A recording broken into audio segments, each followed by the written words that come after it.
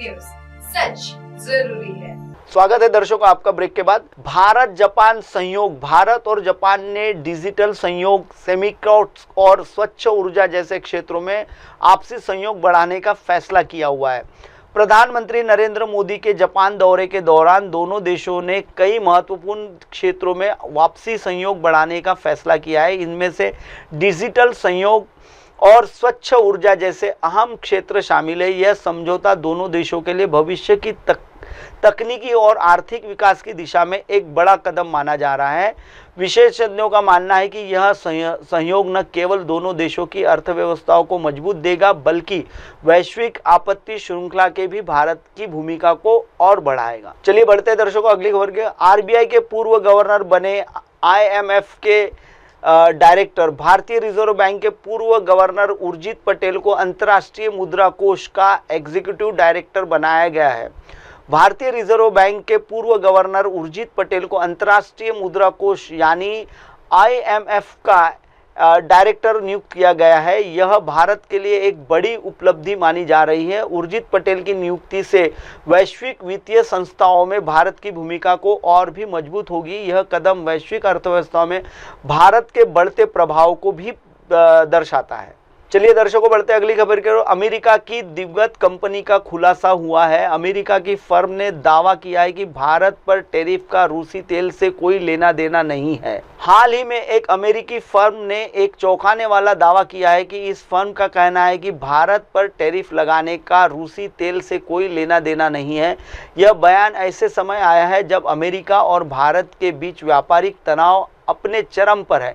इस खुलासे से उन सभी आरोपों पर सवाल खड़े कर दिए हैं जिसमें कहा जा रहा था कि भारत रूसी तेल का इस्तेमाल अमेरिकी डॉलर में कर रहा है। देखना होगा कि इस दावे के बाद अमेरिकी सरकार क्या रुख रखती है। चलिए दर्शकों बढ़ते अगली खबर की। भारत में जापानी निवेश। भारत में लगभग 1400 जापानी कंपनियां काम कर रही हैं, जिनमें देश में 500 अरब डॉलर से ज़्यादा का निवेश किया गया है।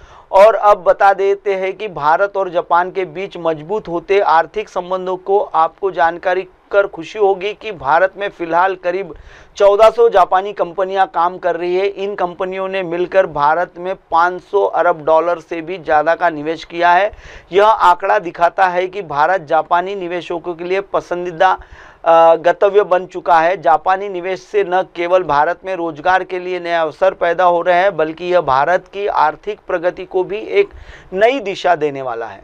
चलिए बढ़ते दर्शकों अगली खबर की ओर। अमेरिका में व्यापारिक नुकसान। प्रधानमंत्री मोदी के जापान दौरे के बीच अमेरिका को अरबों रुपए का नुकसान होने की आशंका है, क्योंकि एक बड़ी डील उसके हाथ से निकल सकती है।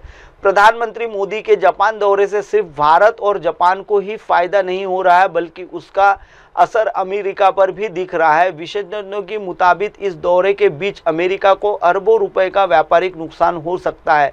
दरअसल एक बड़ी डील जो अमेरिका के हाथ में थी वह अब उसके हाथ से निकलकर जापान को मिल सकती है। यह घटनाक्रम दिखता है कि भारत अब सिर्फ एक ही देश पर निर्भर नहीं है, बल्कि वह अपनी विदेश नीतियों में विविधता ला रहा है, जिसका सीधा असर वैश्विक व्यापार समीकरणों पर पड़ रहा है। चलिए दर्शकों बढ़ते अगली खबर की। सऊदी अरब में हत्या का मामला। सऊदी अरब में एक मां ने अपने तीन बच्चे को बेरहमी से हत्या कर दी है, जिससे पूरे देश में हड़कंप मच गया है। सऊदी अरब से आई एक बेरहम ही दुखद और चौंकाने वाली खबर की सऊदी अरब में एक मां ने अपने ही 3 बच्चों को बेरहमी से हत्या कर दी है। इस घटना से पूरे देश में हड़कंप मच गया है और हर कोई स्तब्ध है। पुलिस ने आरोपी मां को ही हिरासत में ले लिया है और मामले की जांच जारी है। यह घटना न केवल एक परिवार के लिए बल्कि पूरे समाज के लिए एक बड़ा सदमा साबित हो रही है। चलिए बढ़ते हैं दर्शकों अगली खबर की ओर। अमेरिका में स्कूल में गोलीबारी। अमेरिका के एक स्कूल में फिर से गोलीबारी हुई है, जिसमें गन कल्चर को लेकर बहस तेज हो गई है। अमेरिका में एक स्कूल में एक बार फिर गोलीबारी की घटना हुई है, जिसमें पूरे देश में हड़कंप मच गया है। इस घटना से एक बार फिर अमेरिका में गन कल्चर को लेकर बहस तेज कर दी है। लगातार हो रहे ऐसी घटनाएं समाज और सरकार दोनों के लिए एक बड़ी चुनौती बन गई है। सवाल यह है कि आखिर कब तक निर्दोष बच्चे इस तरह ही हिंसा का शिकार होते हैं और रहेंगे, और क्या सरकार इस समस्या का रोकने के लिए कोई ठोस कदम उठा पाएगी। चलिए दर्शकों बढ़ते अगली खबर की ओर। सिख को गोली मारी। अमेरिका में एक सिख व्यक्ति को पुलिस ने सड़क पर गतका सिख मार्शल आर्ट करते समय गोली मार दी, जिसमें उसकी मौत हो गई। अमेरिका में एक सिख व्यक्ति को पुलिस ने सड़क पर गतका यानी सिख मार्शल आर्ट का अभ्यास करते समय गोली मार दी, जिससे उसकी मौत हो गई। इस घटना ने सिख समुदाय में भारी रोष पैदा कर दिया है। यह एक गंभीर मामला है क्योंकि गतका एक पारंपरिक और आत्मरक्षा की कला है। इस घटना ने एक बार फिर अमेरिका में नस्ली भेदभाव और पुलिस की बर्बरता पर गंभीर सवाल खड़े कर दिए हैं।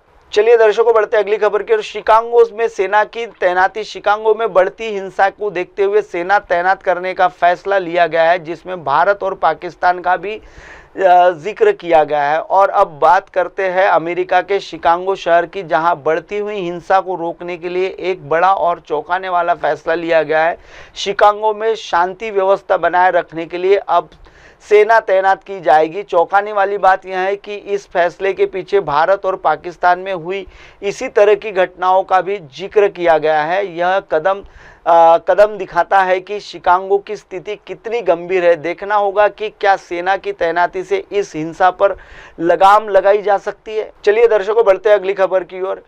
यूएई में भारतीयों के लिए पासपोर्ट नियम में बदलाव। संयुक्त अरब अमीरात यूएई में रहने वाले भारतीयों के लिए पासपोर्ट आवेदन के नियमों में कुछ बदलाव किए गए हैं। चलिए अब बात करते हैं ये संयुक्त अरब अमीरात यानी यूएई में रह रहे भारतीयों के लिए एक महत्वपूर्ण खबर की आई है।